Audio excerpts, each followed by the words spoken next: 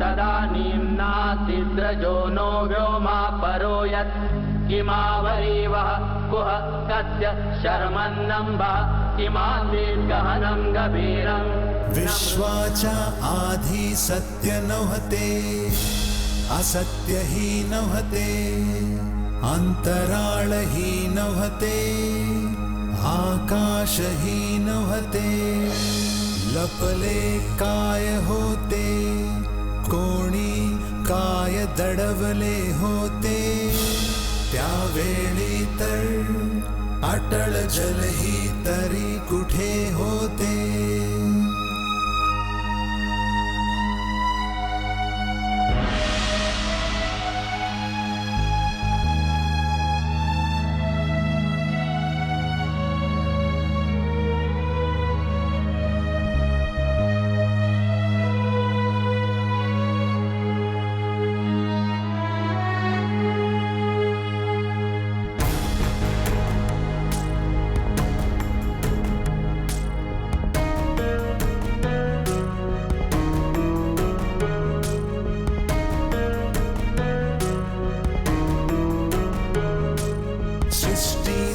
कोण करता,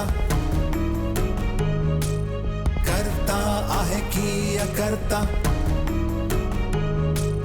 उंच आकाशी राहणारा, नेहमी विश्व प्रमुख असणारा. त्यालाच खरे माहित असते की माहित नसते. कोण काय जाणे, काय जाणे, काय जाणे, काय जाणे.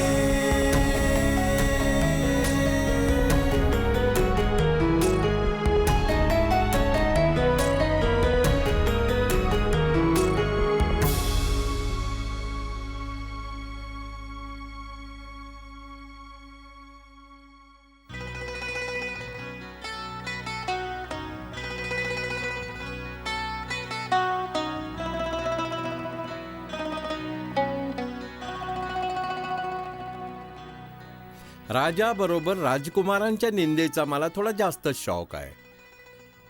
शिवाय मी त्यांची प्रशंसा करून त्यांच्याविषयी मला आदर पण खूपच कमी वाटतो. पण मी तुम्हाला आता अशा एका व्यक्तीविषयी सांगणार आहे जो राजा स्वतः असून पण महान, शिवाय प्रशंसेस पण पात्र होता. आणि तो आहे चंद्रगुप्त मौर्याचा नातू अशोक महान. त्याच्याविषयी H.G. वेल्स लिहितात, जिथे एका बाजूस इतिहासाच्या गर्दीमध्ये 10,000हून जास्त राजांची चर्चा मिळते, वेगळं एक नाव सर्वांपेक्षा तिथे एखाद्या ताऱ्यासारखा चमकताना दिसतो सतत. अहो, ते आहे सम्राट अशोकाचं नाव. रशिया ते जपानपर्यंत आज पण त्याचं नाव मानानेच घेतलं जातं. तिबेट, चीन आणि इथपर्यंत की हिंदुस्थानामध्ये पण.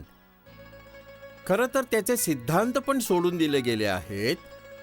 अशोकाच्या महानतेच्या परंपरांना मात्र जतन केलं गेलंय सुरक्षित रीतीने.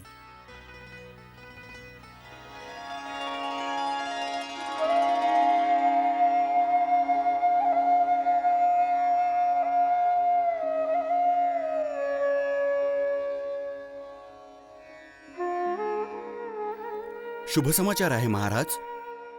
तक्षशिलमध्ये विद्रोह चिरडून टाकण्यात आलाय. म्हणजे मग सर्व ठीक झालंय? सर्व ठीक झालंय. स्थिती युवराज सुशीमांच्या नियंत्रणामध्ये आहे. तुरंत मग त्याला प्रशंसेचा संदेश पाठवा. जी महाराज. विक्रम भट, राजकुमार अशोकांचा कुठलाच समाचार नाही. मी आता सांगणारच होतो. राजकुमार अशोकांच्या सहाय्यतेनेच शांती स्थापित होऊ शकली. महाराज, बऱ्याच वर्षांपासून विद्रोही मध्येच आपलं डोकं वर काढतात. युवराज सुशीमा पूर्ण असफल बनलेत. हाच विचार करून तर तुम्ही राजकुमार अशोकांना पाठवलं. तुम्हाला काय सांगायचं राधागुप्त? हेच प्रशंसा संदेश राजकुमार अशोकांना पाठवला पाहिजे. असं कसं होऊ शकतं? सुशीमा तक्षशिलचा क्षेत्रपाल आहे, शासक आहे. प्रशंसा संदेश तुम्ही पाठवा त्यालाच. जी महाराज. राधागुप्त, राजसंचालनामध्ये पण युवराज सुशीमा निपुण आहेत. कारण इतका मोठा विद्रोह दाबून टाकणं तसं सोपं नाहीचे. अनुभव घेत घेत त्यांना ते पण जमेल अगदी सहज. महाराजांच्या छत्रछायेमध्ये सर्व शिकतील ते. अजून युवराज सुशीमांचं तसं वय तरी काय आहे? राजकुमार अशोकांचं वय अजून कमी आहे, मग तरी पण खूप मोठं काम केलंय त्यांनी.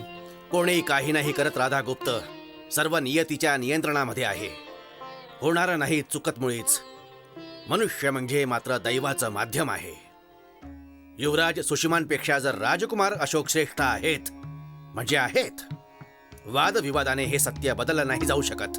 मी तेच म्हणतो महाराज, राज्यामध्ये व्यापार रोडावलाय हे तर सत्यच आहे. साम्राज्याचं व्यापारी केंद्र आहे तक्षशील, म्हणून तिथे शांती पण असणं खूप आवश्यक आहे. राजकुमार अशोकांशिवाय म्हणून तिथे विद्रोह पुन्हा होणार हे नक्की. मला विचाराल तर राजकुमार अशोकांनी तक्षशील मध्येच राहिलं पाहिजे. दोघं पण एकत्र तक्षशील मध्ये कसे राहतील सांगा ना जरा. मग शिवाय सुशीमाला परत बोलवण्याचा अर्थ होईल आमच्या सामर्थ्याचा अपमान. समजला तुम्ही दोघं? या विषयावर निर्णय घेतलाय मी आधीच. राजकुमार अशोकास मी उज्जैनचा क्षेत्रपाल नियुक्त करीत आहे. परंतु महाराज,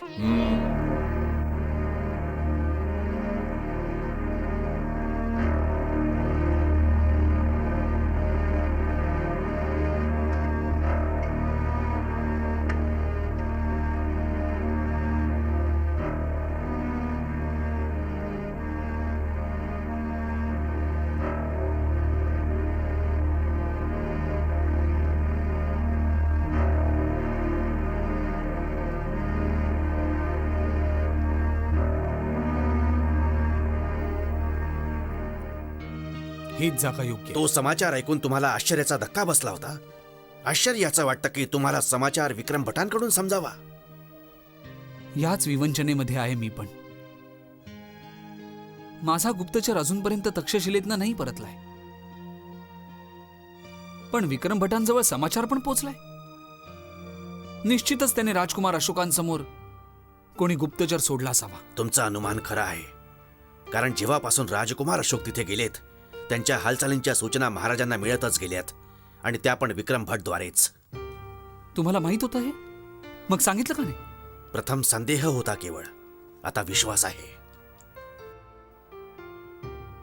कशाही प्रकारे राजकुमार अशोकास आपण सावधान केलं पाहिजे की राजगादी हिसकावण्याचा संघर्ष सुरू पण झाला. संघर्ष नाही राधागुप्त, षडयंत्र म्हणा. पण अशोक दादा का म्हणून यामध्ये पडेल?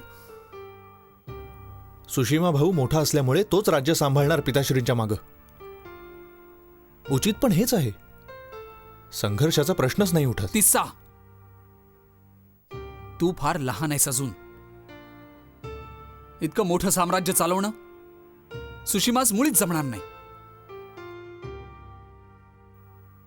राजकुमार अशोक तक्षशिलला वेळेवर नसते पोचले तर सुशीमा किंवाच मृत्यूची शिकार बनली असते.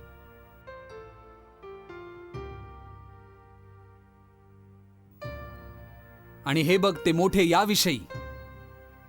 बघ, अर्थशास्त्रानुसार मोठा असो की छोटा, राज्याचा जो वारस आहे, जर प्रजेसोबत राज्याचं रक्षण नाही करता येत मग त्याला राज्य सिंहासनावर बसण्याचा मुळीच अधिकार नाही. असं दिसतंय तुम्हाला सुशीमाचा राग आहे. खरंय, त्याचा राग येतो मला. त्याला साधारण व्यवहार ज्ञानही नाहीये. असं तुम्ही का म्हणताय? व्यक्तिगत अनुभवावरनं. एकदा बघा, एका विषयावर वादविवाद चालला होता. मी सुशीमांच्या प्रस्तावाला विरोध केला. मग सुशीमाने भर सभेमध्ये माझ्या डोक्यावर चापटी मारली. काय? खरंच, सर्वांसमोर. आता बघा तुम्हीच, जो माणूस प्रधानमंत्र्याचा असा अपमान करीत आलाय तो राजा बनताच काय अनर्थ नाही करणार? अरे, कुठल्याही व्यक्तीच तो फासावर लटकवेल. याचसाठी मी पुन्हा पुन्हा सांगतो की राजकुमार अशोकच राजसिंहासनाचा मान सांभाळू शकतात. किंतु महाराज आणि विक्रम भट सुशीमांच्या पक्षामध्ये आहेत. खरंय, विचार करायचाय त्याचा.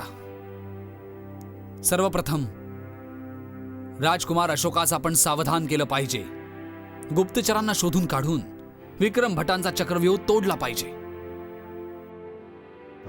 नगरवासी सर्व सावधान.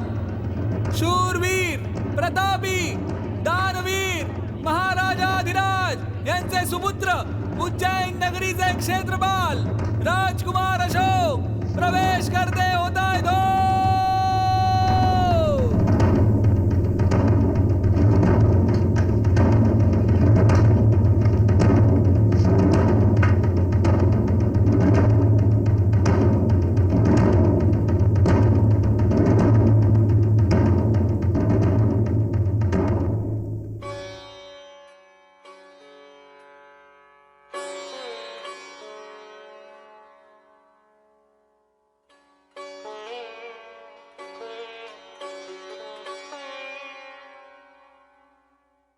राजकुमार आयुष्यमान भव. सेवकाचं नाव महेंद्र भट आहे. उज्जैनचा नगर पुरोहित. नगरवासियांतर्फे तुमचं हार्दिक स्वागत करतो. तक्षशिलमध्ये पुन्हा शांती स्थापित करण्यासाठी अभिनंदन पण स्वीकारा. आम्हाला विश्वास आहे की तुमच्या कुशल प्रशासनामध्ये उज्जैन नगरी सुख आणि समृद्धीच्या पायावर अजून पण जाणार पुढे. आमची पण हीच इच्छा आहे की सर्वांनी सुखी राहायचं. आम्ही पूर्ण प्रयत्न करत राहणार. या समयी काही कोणाला सांगायचंय तर निसंकोच सांगता येईल. आज्ञा असेल तर थोडं. आज्ञा का सांगा. माझं नाव सुखविहार आहे. व्यापार श्रेणीचा श्रेष्ठी असून सोबत त्याच्या बौद्ध संघाचा सदस्य पण आहे मी. आमची इच्छा आहे की भगवान बुद्धांच्या शिक्षणाचा प्रचार प्रसार करण्याच्या हेतूने जवळच्याच गावामध्ये एका विहाराची स्थापना करायची. अवश्य करा. किंतु ज्या भूखंडावर आमची हा विहार बनवायची इच्छा आहे तो शासनाचा आहे. जर राजकुमारांची आज्ञा मिळाली तर मग. का नाही, आम्हाला कुठलीच आपत्ती नाहीये. क्षमा करावी महाराज, मला आपत्ती आहे. स्पष्ट करा. आजोबांनी सरकारांच्या सम्राट चंद्रगुप्तांनी हा भूखंड आम्हा ब्राह्मणास दानामध्ये दिला. याच्यावर बौद्धांचा अधिकार मुळे असूच शकत नाही. शिवाय विशेषतर असामाजिक कार्यांसाठी मग मुळीच नाही. असामाजिक कार्य. महाराज, तुम्ही नाही जाणत त्या बौद्धांची कार्यपद्धत. गावोगावी जात हे लोक नास्तिकतेचा प्रचार करतात. हे लोकांना सुद्धा अधर्माच्या बाजूने खेचतात. समानतेविषयी बोलत राहतात. उच्च नीच छोटे मोठे कसलंच भान नाही ठेवले या लोकांनी. आमची तुम्हाला प्रार्थना आहे की या अधर्मी भिकाऱ्यास तुम्ही पकडा आणि कठीण दंड द्या यांना. शिवाय धर्माचं रक्षण करा. मी आपत्तीचं कारण विचारलंय, उपदेश देण्यासाठी नाही सांगितलं. ठीक आहे. जर तो भूखंड ब्राह्मणास पूर्वी दिला होता मग विहार दुसरीकडे बनेल. आता चंद्रसेन यांच्या विहारासाठी भूमीचा प्रबंध आता दुसऱ्या स्थानावर केला जावा. तुमची सहमती आहे? जी, हेच बिलकुल उचित होईल. आम्ही तुमचे आभारी आहोत.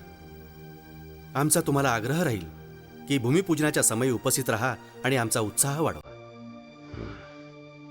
आम्ही विचार करणार.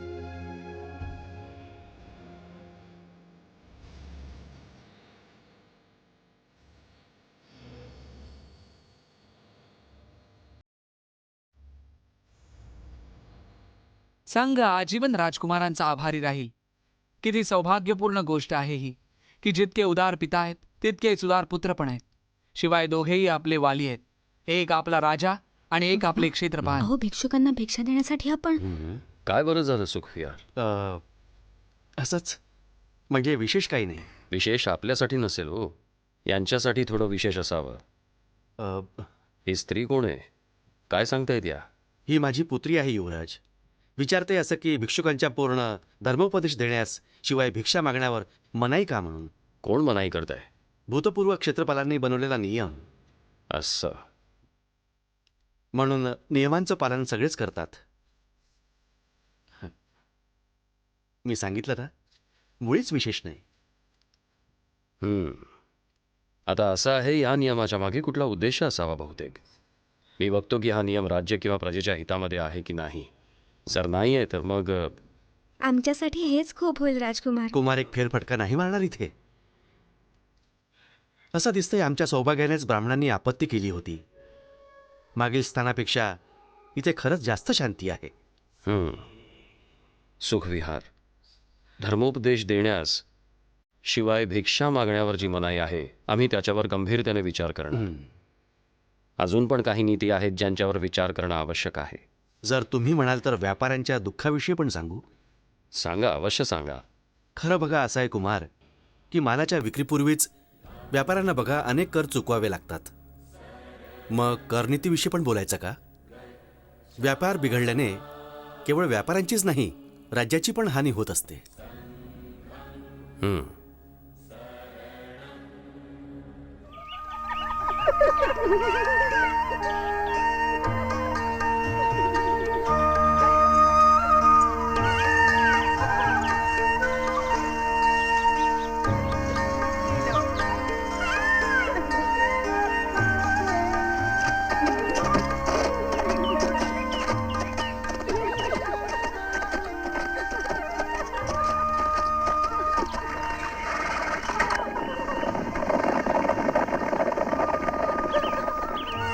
थांबा.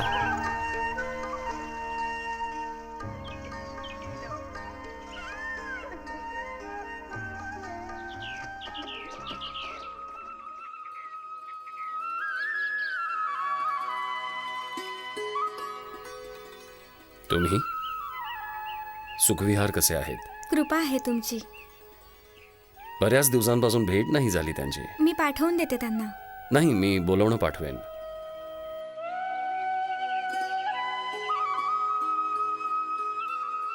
विहाराचं काम कसं चाललंय?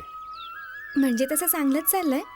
तुम्ही स्वतः आलात बघायला तर आमचं सौभाग्य म्हणायचं.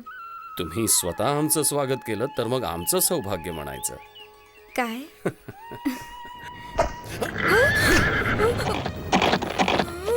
त्याला मारू नका, जिवंत चाणा पकडून. या विषयामध्ये मला पूर्ण माहिती मिळाली पाहिजे. घाबरलात? हे रोज होत असत. मी विहार बघायला येईल. मग मी तुमचं स्वागत करीन अवश्य.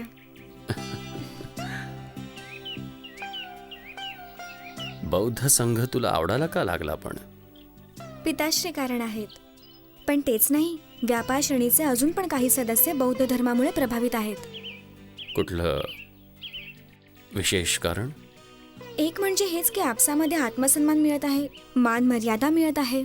कशी? जसे ब्राह्मण आम्हाला तुच्छ समजतात म्हणून आम्ही पण त्यांच्यासमोर शीश झुकवायला बांधील नाही. पिताश्री सांगत असतात की ब्राह्मण अजिबात समजत नाही की कधी पण राज्याच्या समृद्धीमध्ये व्यापारांचं किती महत्व आहे. तुझ्या पिताश्रींचं खरं आहे. आता तुला माहिती आहे का भगवान बुद्ध यांचा गण कुठला? लिच्छवी गण त्यांचा.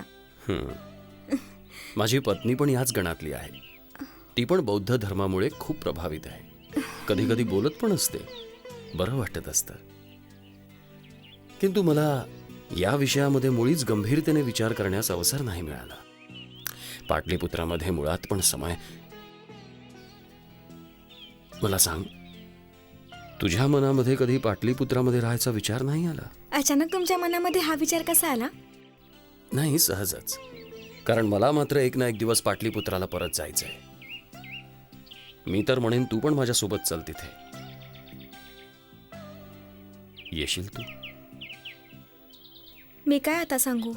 हो की नाही? पिताश्रींची आज्ञा घ्यावी लागेल मला.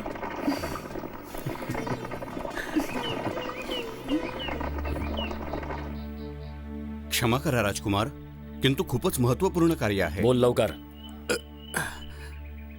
राजकुमार, हा माणूस गुप्तचर आहे. तीक्ष्ण नाव आहे. खूप प्रसिद्ध हत्यारा. याला पाठवलं कोणी? पाटलीपुत्रहून युवराज सुषमांच्या सहयोगींनी. इथे मग त्यांचा गुप्तचर कोण आहे? ते मुळीच हरकत नाही, सांग. जी चंद्रसेन. चंद्रसेनच्या सांगण्यावरच. ठीक आहे, सेनानायकास तू सांग चंद्रसेनला तुरंत बंदी बनवायचे आताच. मग सूर्योदयापूर्वी त्याला सुळावर चढवायचंय आज. जशी आज्ञा. हत्या करणं आवश्यक आहे का? हद्दपारी पण दिली जाऊ शकते. राजद्रोहीसाठी केवळ एकच दंड आहे, मृत्यू. महाराज, श्रेष्ठी सुखविहार येऊन पोचलेत.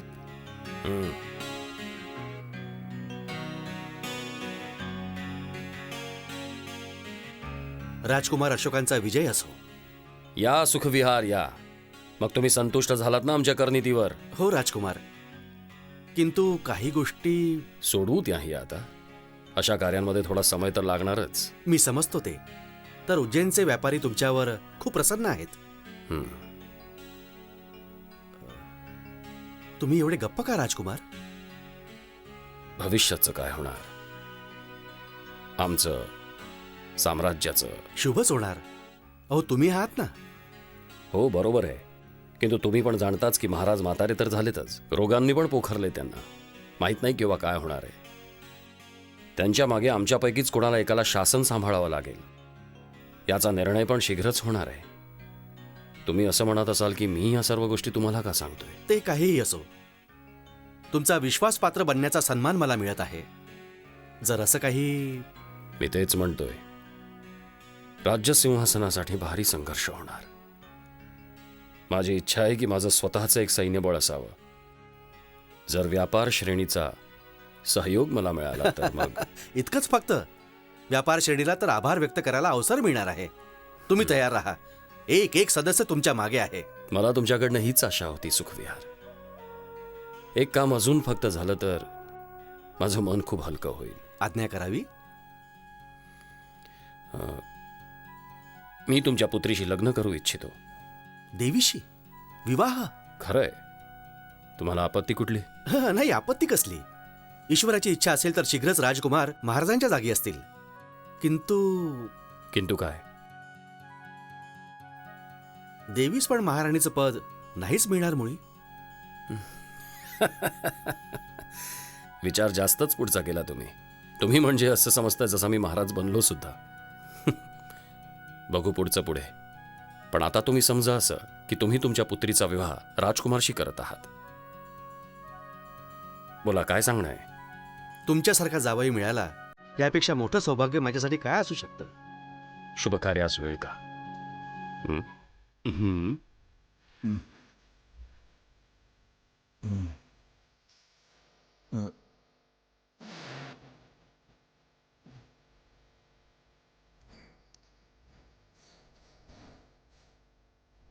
विक्रम भट, सुषमा अजूनपर्यंत नाही आला. महाराज, तक्षशिलमध्ये परत विद्रोह भडकलाय म्हणे. यासाठीच नाही आले सुषमा.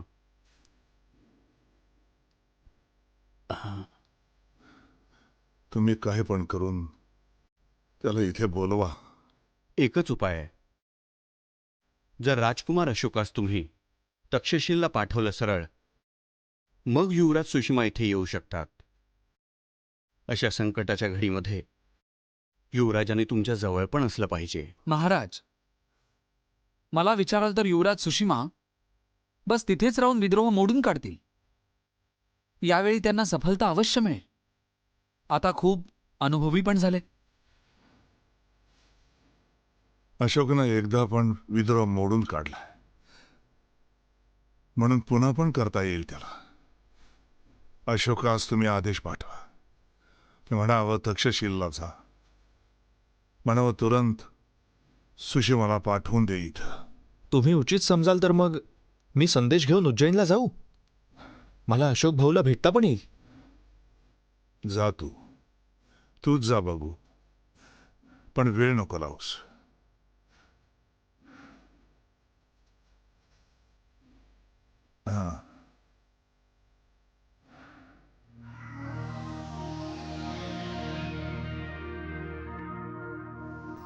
तेसा चांगलं केलंस जे तू उज्जैन जाण्याविषयी बोललास. आता आपण कमीत कमी राजकुमार अशोकांना सावधान तरी करू शकतो. हे माझ्या ध्यानीमनी पण नाही आलं. मी आपलं म्हटलं उज्जैनला जाऊन खूप मस्ती करायची. नीट ऐक तिस्सा. राजकुमारांना सांग की कुठल्याही परिस्थितीत तक्षशिलला नाही जायचं. बाहेरनच हटवण्याची तयारी केली आहे शत्रूंनी. त्यांचे सावत्र भाऊ पण सैनिकांच्या भरती मागे लागलेत. जा तू, समय नष्ट करू नकोस. सांगायचं, अधिकाधिक सैन्य जुळवून तुरंत पाटलीपुत्राकडे प्रस्थान करा. सुषिमाच्या पूर्वी इथे पोहोचले तर राजसिंहासन त्यांच्या मुठ्ठीमध्ये असेल. मग तुम्ही? मी इथे विक्रम भटांना साथ देणाऱ्या मंत्र्यांस पूर्ण आपल्या पक्षामध्ये करण्याचा प्रयत्न करून बघणार. जा बघू, आता उशीर नको. रस्त्यामध्ये थांबायचं नाही, शिवाय अश्व बदलीत राहा.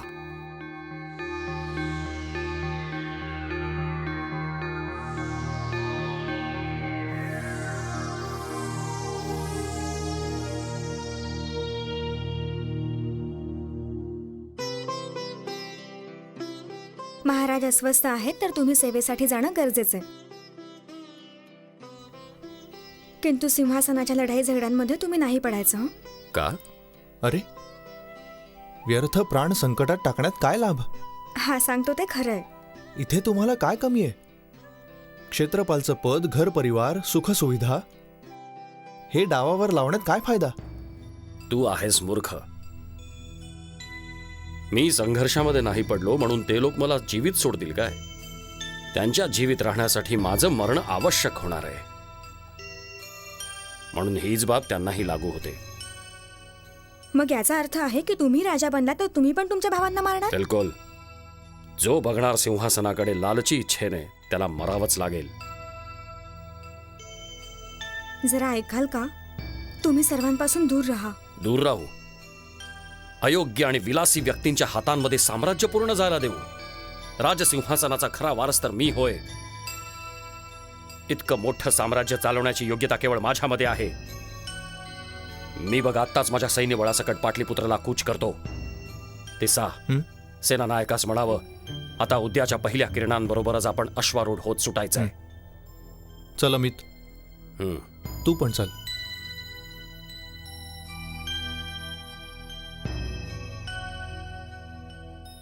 मग देवी, तू माझ्या मुलांसोबत राहा इथे. म्हणजे सर्व नीट होताच मी तुला पाटलीपुत्राला बोलावून घेईन. मला पाटलीपुत्राला नाही जायचं. नाही जायचं? का म्हणून? मला इथेच राहायला आवडेल, उज्जैनमध्ये. की तू पूर्वी तर तू... पूर्वीचा विषय वेगळा होता. पण मग आता काय झालं? मला पण नाही सांगणार आहेस तू राणी? तुमच्यासोबत पाटलीपुत्राला मला आवडेल जायला महाराणी बनून, दुसरी किंवा तिसरी राणी बनून नाही. तू असा का विचार केलास की मी तुला... अहो, महाराणी पदाचा सन्मान क्षत्रिय विवाहितेलाच मिळेल. आणि मी वचन दिलं तुला की असं नाही होणार, तर मग? तरी पण नाही.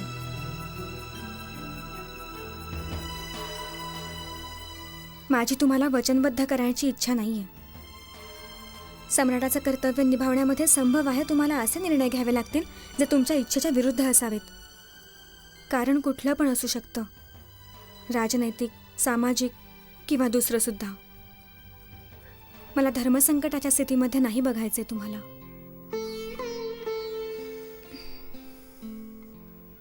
असे संदेह मनामध्ये आणतेस का तू? संदेहाचा नाही, संभावनेचा विषय आहे. इथं राहिलं की मला संघाचं खूपच काम करायचंय. पिताश्रींना पण माझी थोडी सहायता मिळेल. ही कसली विडंबना आहे. तुझ्या पिताश्रींच्या सहयोगानेच मी राज्य सिंहासन जिंकण्याचा विचार करतोय, पण तू मात्र... मी तुमच्या सफलतेसाठी प्रार्थना करते म्हटलं.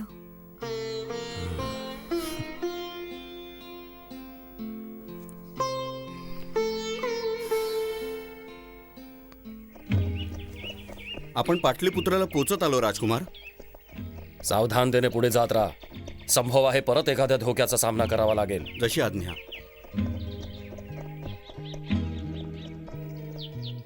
ही बैलगाडी कसली? बघ जरा. जी, जशी आज्ञा.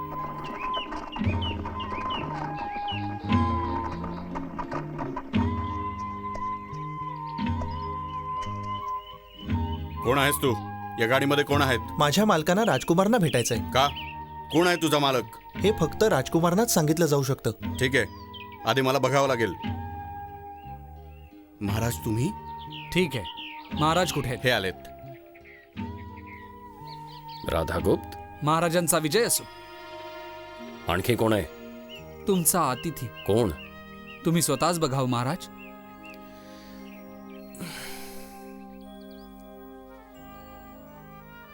असंधी मित्रा, तू?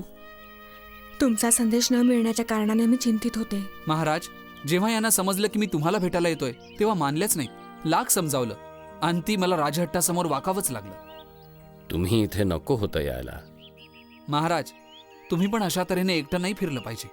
चारी बाजूला शत्रूंचे सैनिक फिरत आहेत तुमच्या मागावर. माहितीये, काल आमच्यावर आक्रमण पण झालं. माझे थोडे सैनिक पण मारले गेलेत. लांबच्या यात्रेमुळे सर्वच थकून गेलेत. अशा स्थितीमध्ये हेच चांगलं की पुन्हा हातापायी नको.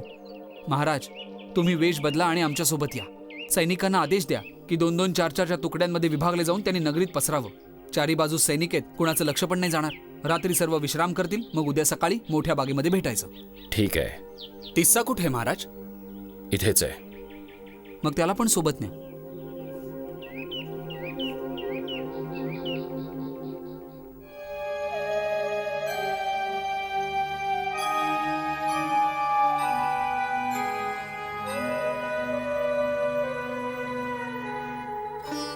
राजकुमार अशोक आले आहेत. सोबत 5 सहस्र सैनिक पण आहेत. महाराज आता कसे आहेत? कसले काय, दुर्दशा झाली. एक एक क्षण मोलाचा आहे.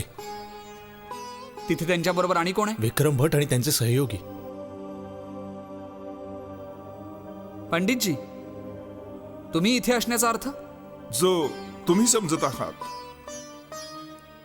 असं? तर मग तुम्ही स्वतःच हे राजकुमारांना सांगा.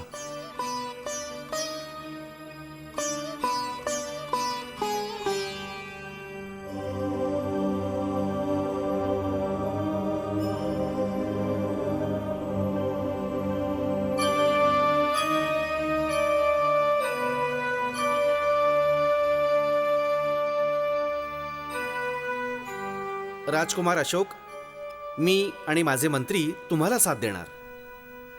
किती मंत्री असतील? मी मिळून 101. शुभ आहे. मग शेष मंत्र्यांचं? त्यांचा प्रबंध पण निश्चित केला जाईल. स्थिती खूप गतीने बदलत आहे. मला विचाराल तर तुम्ही स्वतःला राजप्रतिनिधी घोषित कराच. सिंहासनाच्या संघर्षामध्ये तुमचं पारडं भारी असेल. मग बघू होतं काय ते. काय विचार आहे? खरंय, हेच खरं आहे.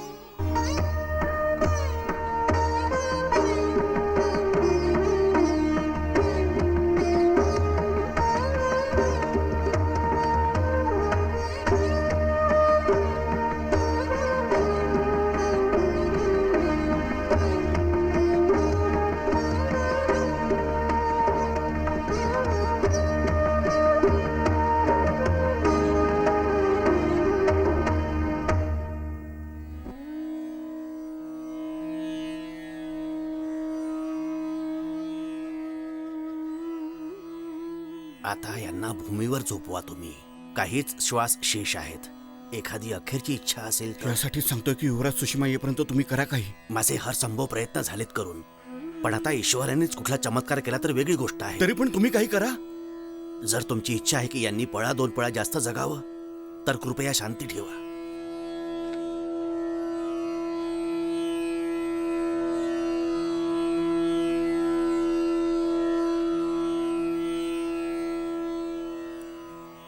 महाराज, महाराज, तुमच्या आदेशाचं पालन न करून राजकुमार अशोक इथे येऊन पोहोचलेत. आणि सुषमा? ते येतच असतील. महाराज, स्थिती खूपच गंभीर आहे. चारी बाजूना सैनिक पसरले आहेत. कुठल्याही समयी लढाई छेडली जाऊ शकते. महाराज, राजकुमार अशोक राजधानीत पोचलेच आहेत. मग आपण आता त्यांना राजप्रतिनिधी घोषित करायचं का? रक्तपात पण वाचणार अशाने सर्वांचा. सर्व आपलेच आहेत. महाराज, मला वाटतं हेच योग्य होईल. युवराज सुषमा येईपर्यंत तुम्ही. अरे नाही, अशोकाला एकदा जर राजप्रतिनिधी बनवला तर तो कधीच बाजूला नाही होणार. नाही, सुषमाची प्रतीक्षा करा. महाराज, राजकुमार अशोक. महाराज प्रणाम. तुमच्या अस्वास्थ्याचं समजताच पळत यावं लागलं. इथे स्थिती गंभीर बघितली. नगरीमध्ये टप्प्याटप्प्यावर सैनिकच सैनिक आहेत.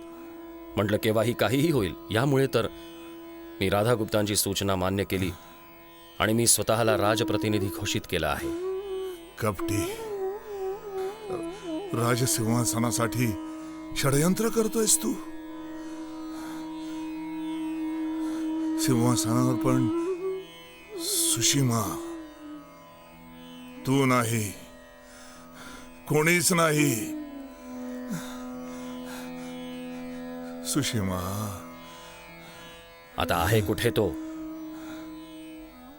इथे कुठे दिसत नाहीये, पण मी मात्र उभा आहे इथे तुमच्या समोर, राज्यसिंहासनासाठी योग्य, तुमचा एकमात्र पुत्र. अरे कपटी, याच क्षणी आत्मसमर्पण कर. नाही, तू राजद्रोही. हाकला तुम्ही याला नगरी बाहेर. बंदी बनवा या क्षे. महाराज, महाराज,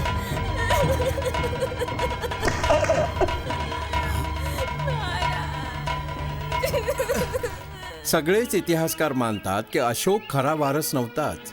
राजसिंहासनासाठी राजकुमारांमध्ये आपसात संघर्ष झाला. तिबेट आणि चीनमध्ये सुरक्षित असलेल्या दिव्य वदांमध्ये लिहिलंय की मृत्यूपूर्वी बिंबिसार त्याचा पुत्र सुशीमाला राजा बनवू पाहत होता, पण त्यांच्या मंत्र्यांनी अशोकाला साथ दिली. वारस स्थापित करायला पूर्ण 4 वर्ष लागली. मग मात्र अशोकला पूर्णरित्या तो सुरक्षित असल्याची जाणीव झाली आणि इसवी सनापूर्वी 269 मध्ये त्याचा विधिवत राज्याभिषेक झाला.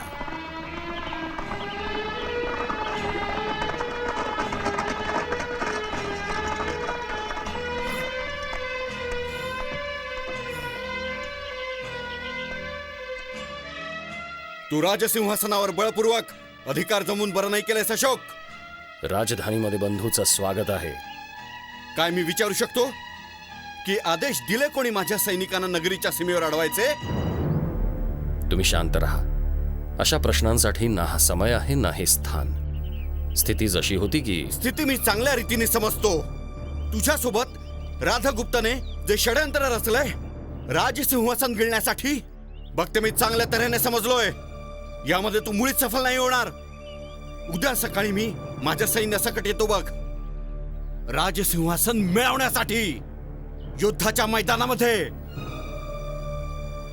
तुमचं स्वागत आहे.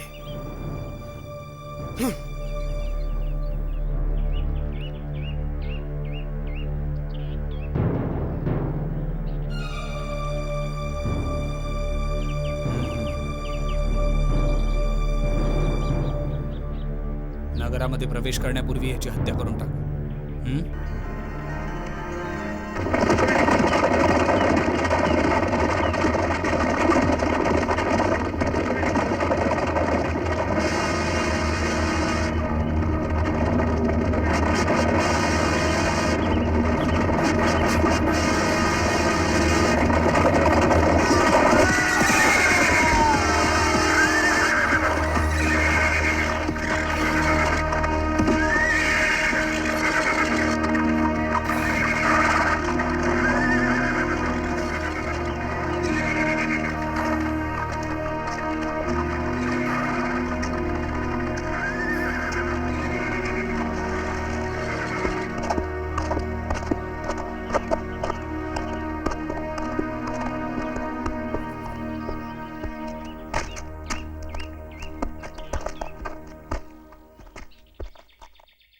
काम झालं.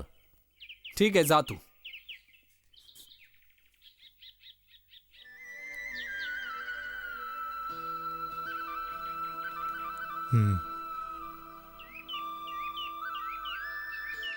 मग राज्याभिषेकाची तयारी करायची अशोक भाऊ. आता तर तुमच्या आणि तुमच्या राजसिंहासनाच्या मधला काटाही काढला गेलाय. अजून बाकी काटेच काटे आहेत. तिस्सा, उग्रसेन, पर्वतेश, हरिगुप्त, सैन्यगुप्त, जितके भाऊ तितकी संकट. मला माहिती कळले की हे सर्व स्वतःचं सैन्यबळ एकत्र करण्यासाठी नगरीच्या बाहेर गेलेत. जोपर्यंत त्यांच्यामधला एक पण जगत राहील, आम्हाला चैनीचा श्वास नाही घेता येणार. मला विचाराल तर हेच चांगलं ठरेल महाराज. प्रथम सर्व वारसदारांना 16वर चढवलं जावं, मग बघू पुढचं. राजप्रतिनिधीच्या रूपामध्ये शासन तर तुमच्या हातामध्ये आहेच. मी तुमच्या दूरदर्शितेला दाद देतो मनापासून. हिरण्यगर्भात् समवर्तताग्रे भूतस्य जातः पतिरेक आसीत् सदाधार पृथिवीं द्यामुते मां कस्मै देवाय हविषा विधेम.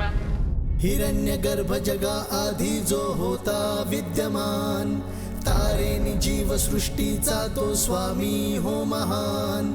धरती आणि अस्मान ज्याने केले हो धारण, कर्वशा कोणत्या उपास दैवाचे आवाहन, ज्या तत्वामुळे तेजोमय हे अंबर, पृथ्वी हिरवीगार आणि स्थापित सुंदर, रविनी स्वर्ग झाले अंतराळी सुस्थिर, कर्वशा कोणत्या उपास दैवाचे आवाहन, गर्भात अग्नीच्या कारण निर्मित करून रण, वरती खाली सगळीकडे जल होते व्यापून, जागून राहिले होते जे प्राण बनून, कर्वशा कोणत्या उपास दैवाचे आवाहन, कर्वशा कोणत्या उपास दैवाचे आवाहन.